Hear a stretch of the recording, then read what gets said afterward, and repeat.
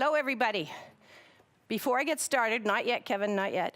I get to tell you that I get to be the director today. It's like a Hollywood movie thing, because at some point I get to say, roll it, Kevin.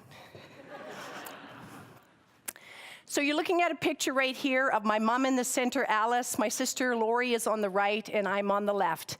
And she, my mom, is the basis of my talk today and my hope for healthcare. And that is for we all have, or can have, a good death. So my mom, this picture was taken the last week of her life. Clearly not the picture of an unhappy woman, nor of her two unhappy children. And that is because my mom got to go out on her own terms. My mom suffered with MS, multiple sclerosis, for about 30 years, an insidious disease that took her life slowly. She was cognitive for the whole time, but she became incapacitated from the neck down. In the end, she couldn't even turn the remote, to change the channel on the TV. The disease ruled her life. Then came MAiD. And my mom had followed that topic for many, many years.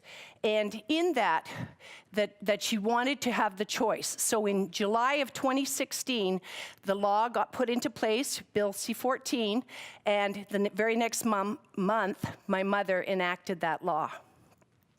So how do you choose, or how do you think about death and making a choice to do it? I liken it to going to a party, and we've all been to a party, and knowing when it's time to go. And so my mom at 82 said, it's time to leave the party and for me to go home. And because our healthcare system gave her the right to choose, she did choose that, and she had a good death. So she got to pick the date, the place, whether she was sitting or lying down. She got to have her family around her, and she got to make all of those decisions. In that, my mom, while MS may have ruled her life, in the end, she ruled. So in this picture, my sister and everything was around.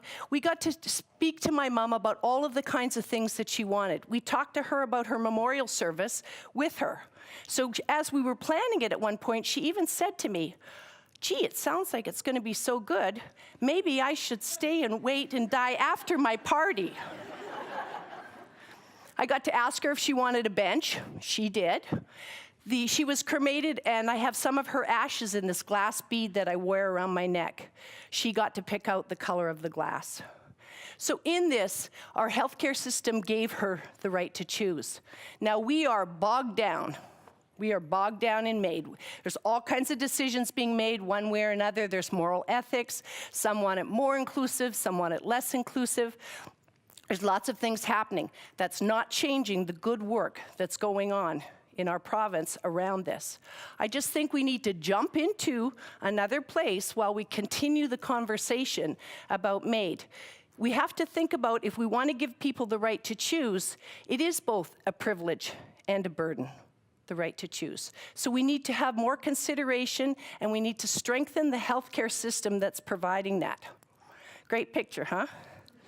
Bug in the ear. Let's put a bug in the ear of all people. Okay? Do you know that BC leads the way in MAiD in all of Canada, and the island leads BC? So we can be the groundwork for everybody. We can set the stage, and we can do that by listening. Now, we don't look at death as being something that's well talked about. In fact, it's not well talked about at all. We all want to live a long, great life, and we want to live it right to the end, but we don't talk about what does that end then look like. So if we're interested then in creating a good death, we need to start to have some more conversations about it. Think about it. A physician, many times, has to give the worst news to people that they have to deal with, right? So how do you talk about it? When you're facing mortality, what do you say? So let's have more of those conversations. Let's start to talk more about how do we have a good death. El Dia de los Muertos, Day of the Dead. The Mexicans celebrate this 2 days after our Halloween. Their belief is that their people don't go to necessarily a better place, just a different place. Their pets go there as well. So there they live out their lives as skeletons. So in Day of the Dead, each of the families sets up an altar filled with pictures of the person, food, some of their favorite beverages. The idea being the spirit comes back on the Day of the Dead to the altar, nourished by the food, surrounded by the love and support, and therefore is able to make the journey back again the next year. Okay, as you can see, I supported the Day of the Dead last year in Mexico. I'm wearing what's called a candy skull design on my face, so not the traditional creepy Halloween type design. I walked in the parade, I celebrated and honored my mom's death, and I got to do, it was over the top amazing. So I say we need to learn from the cultures that have a different view of death and dying. Let's shine a light on some of that so that we can then take this to a whole new stage. And I do this because selfishly, I want the right to choose as I grow older, but realistically, I got to see it with my mom. And so we need to think about it. We need to listen with both our hearts and our ears. We need to listen to what people are saying. We need to watch other cultures. We just need to give people the right to choose. We are looking for a good death. So the final story I want to leave you with is a week before my mom's passing, her sister turned 70. And so my mom wanted a new outfit. But she had a scheduled and pending death in a week. So she said to me, she says, I'm not going to get a new outfit because it's a waste of money. But if I did, would you wear it again after I'm dead? So I thought it fitting. What do you think? I'm wearing it tonight. This is the last picture of my mom and me. We took a selfie together. She'd never had a selfie. She wanted a selfie to go down in history with.